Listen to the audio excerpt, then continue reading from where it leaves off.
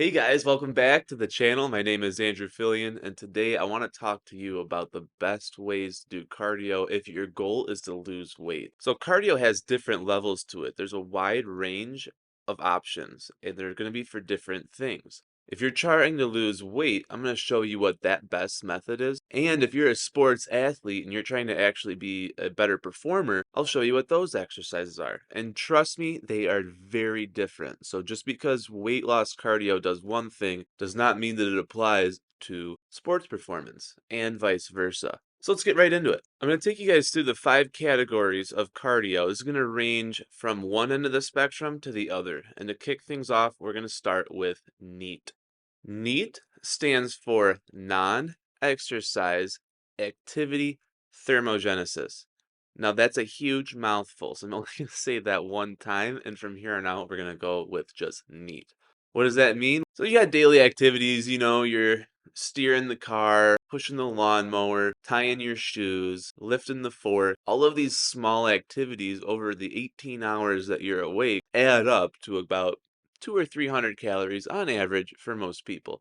So even though you wouldn't really call that cardio, we still factor it in because it is calories. So this would be the most reserved form of cardio that you could be doing is NEAT, daily activities. And this is actually really important if you're someone that's very busy, you do a lot of work. The little things that you're doing while working actually do add up to burning calories. So if you're very productive, your NEAT is going to be higher than somebody who's just on the couch watching TV. So next up, we've got LISS training. That's low intensity, steady state cardio. So what's that? Well, low intensity, steady state cardio is any form of activity that you can do for an indefinite amount of hours. It's really more of like a how much time do you have? We're talking about things like walking, very easy riding on a bicycle, not going too fast either, elliptical, walking on a treadmill, canoeing, rollerblading.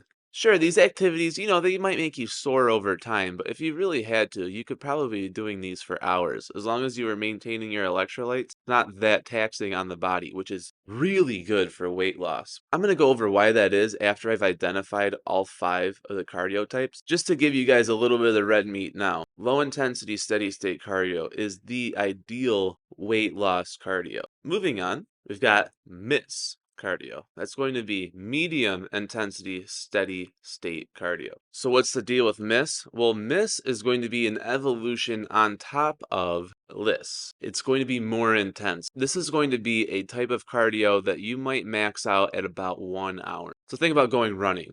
You go for a run. If you run for 1 hour at a pace of 6 miles per hour, you're going to end up running 6 miles. And for most people, that's going to be about where they tap out. Medium intensity steady state cardio is good for burning fat, and it's also good for improving your lung capacity, but I don't recommend it for people that are just getting started because even though it's medium, it's still going to be too high for the average person. Now, if you're a well-trained athlete, medium intensity steady state cardio is really good for maintenance, which is really good for people that have actually already lost the weight. Doing a little bit of MISS cardio every week will help make sure that you don't put fat back on once you've already achieved your goal weight. But I don't necessarily think that MISS cardio is the best way to get there. Next up, we've got high intensity steady state cardio. Now, this is where things start to get serious. If you're a performance athlete, let's say you're trying to run a 5K forward time, that's going to be high intensity steady state cardio. You're seeing how fast can you run a certain amount of distance or swim, bicycle,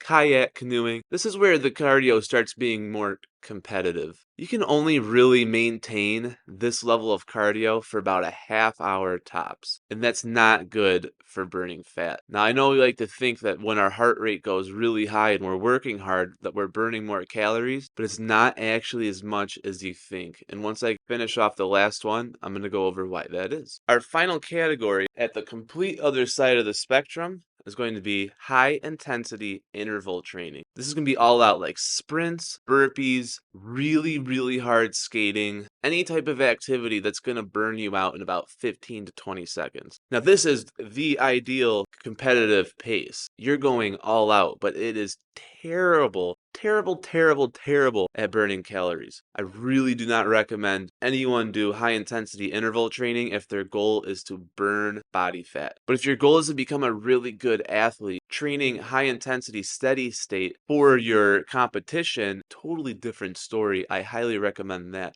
But that's not what most people are training for. So we've got our 5 categories of cardio: NEAT, LISS, MISS, HISS, HIIT. What's going to be the best for burning calories? Well, the slower we're moving, the more we can do. And here's why. When we do cardio, we measure it in METs. And METs stand for metabolic equivalent of task. What does that mean? Well, let's assume you're just laying in a bed. That's going to have a MET of 1. You're just existing. When we exercise, we measure our cardio in METs. That's going to be the ratio above that baseline. So going for a walk might be 2 or 3 METs. Riding a bicycle, maybe 3 or 4. When you start to get more intense, the METs go up, but so does your energy expenditure. And when you start to expend too much energy, you're going to get tired and have to take breaks. Now let's put this into an example that's easy to understand. Let's say I give you the task of going 1 mile. You can do it however you want. You can walk, you can jog, you can sprint. Let's just say, for the sake of argument, that I told you you've got to sprint a mile, and you can take as many breaks as you need, but you must sprint a mile. If you're a 200-pound male, sprinting 1 mile is going to be about 130 calories.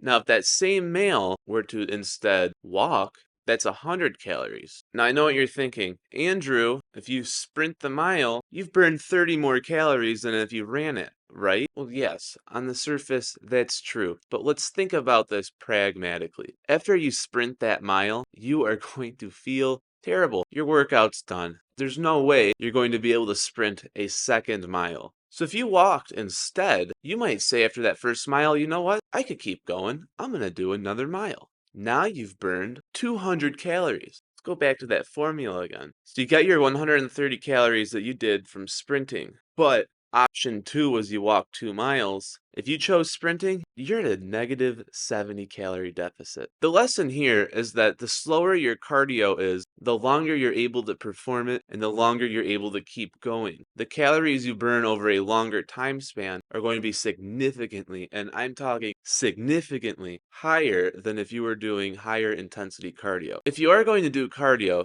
keep an eye on whatever device you're using, the METs. If you're just getting started and you're not that in shape yet, it's not a big deal. Try to target METs that are going to be somewhere between the 4 and 6 range. For beginners, this is going to be the ideal fat burning range of exercise. This includes walking, moderate bicycle riding, moderate elliptical intensity, cycling, kayaking, canoeing, rollerblading, and set your own pace. Don't try to go too hard. It's more important that you go for a longer duration of time than having an intense cardio workout. It's just not worth it. As you continue to get in better shape and you can handle a bigger load, you can increase your cardio intensity to somewhere in the 6 to 8 METs range, and that's going to be your true ideal fat burning range if you can handle it. But I would not advise going any higher than this, regardless of your fitness level. Now, let's say you've actually gotten to your goal weight and you have the ideal body that you desire and you just want to maintain that. 8 to 10 METs is great for maintenance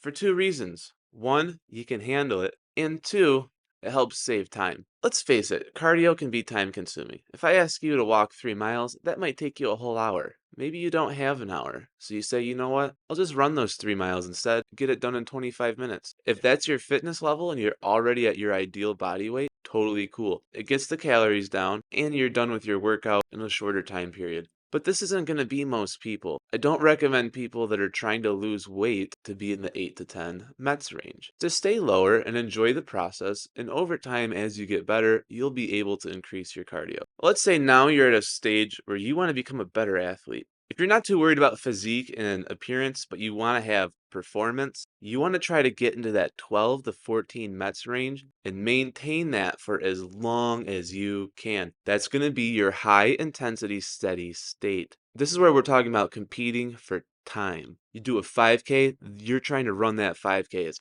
fast as you can. Bike race, fast as you can. Canoeing, you're going to town. This is what's going to get you ready for those high intensity intervals where you're just going all out for 20, 30 seconds. But this is not for weight loss. Don't do HIIT cardio for weight loss. I promise you, it's not going to work. If your goal is to lose fat, just stay to the steady state cardio that's lower in intensity. Just accept it's going to take longer and do the work. 3 miles, 4 miles, 5 miles. If you could walk 5 miles a day as a 200-pound male, you're hitting 500 calories every day. And it's easy, it's just walking. You don't need recovery, you don't need to take breaks. You could walk that full 5 miles while drinking a coffee and talking on the phone. So that's what I do to burn fat. And if I really need to burn a lot of fat quickly, I'll walk all day. I'm talking 10 to 15 miles. Now, it's not something I would do daily all the time, but if I'm in a crunch and I need to look good soon, walk, walk, walk, walk, walk.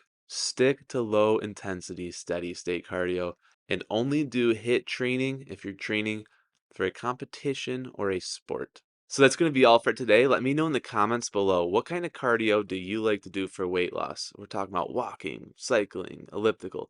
I want to hear what you guys like to do. And by the way, don't forget to like, sub to the channel, and share this video with your friends. I'll see you guys in the next one. Hey, if you guys liked this video, go ahead and check out this one right here. I think you're going to like it. Let's see you guys soon.